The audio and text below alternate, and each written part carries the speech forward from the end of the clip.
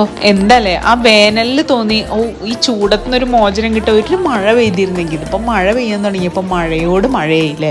പിള്ളേർക്കാണെങ്കിൽ 2 ദിവസത്തെ കളക്ടറുടെ അവധി പ്രഖ്യാപനം കേട്ടപ്പോൾ നല്ല പൊലിവുണ്ടെങ്കിലും 2 ദിവസം വീട്ടിലിരുന്നോണ്ട് അവർക്ക് മതിയായി.